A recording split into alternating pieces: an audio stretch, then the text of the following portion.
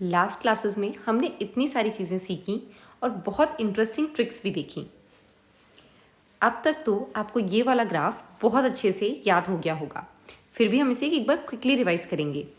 a1/a2 b1/b2 के equal ना आए तो हमारे लिए चीज़ ईजी हो जाती है, क्योंकि हम डायरेक्टली ये बता सकते हैं कि लाइंस इंटरसेक्टिंग होंगी, उनका एक सोल्यूशन होगा और वो कंसिस्टेंट होंगी, और हमें इसके लिए c1/c2 निकालने की ज़रूरत भी नहीं पड़ती।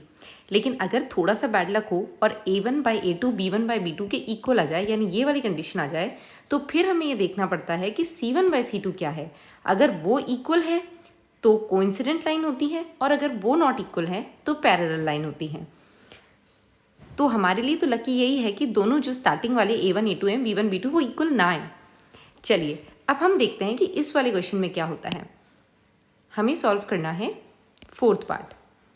5x - 3y - 11 is equal to 0, -10x + 6y + 22 is equal to 0। हमारे वीडियोस आप में से काफ़ी लोगों ने देखे, लेकिन किसी ने भी लास्ट वीडियो में आंसर कमेंट नहीं किया। एक बार आप आंसर कमेंट कीजिए, जिससे हमें पता चले कि क्या आपको वीडियो समझ में आ रही है।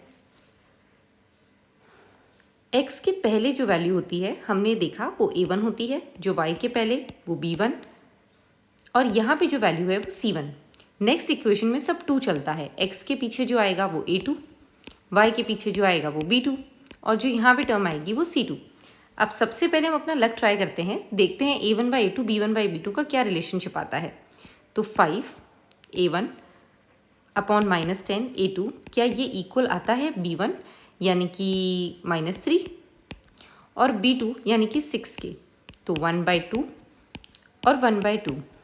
अगर हम लकी होते तो ये दोनों इक्वल नहीं आते और क्वेश्चन यहीं पे ख़त्म हो जाता, लेकिन ये दोनों इक्वल आ गए। तो अब हमें इस केस के अंदर जाना पड़ेगा और ये देखना पड़ेगा कि c1/c2 क्या है। तो c1/c2 कैलकुलेट करने के लिए c1 लिखेंगे -11, c2 लिखेंगे 22, काटेंगे तो 1/2। ये भी -1/2 आ गए, यानी कि a1/a2 इक्वल है b1/b2 के, जो कि इक्वल है c1/c2 के।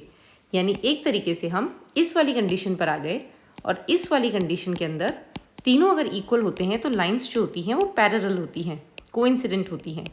तो अगर लाइन कोइंसिडेंट है, यानी कि ये वाला केस फॉलो हो रहा है, तो एक के ऊपर एक इस तरीके से कोइंसाइड करेंगी और काफ़ी सारे पॉइंट्स होंगे सोल्यूशन के।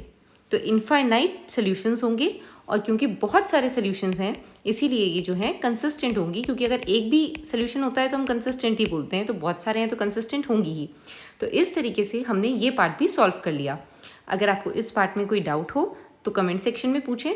अगर वीडियो अच्छी लगी हो तो इसे लाइक और चैनल को सब्सक्राइब करें।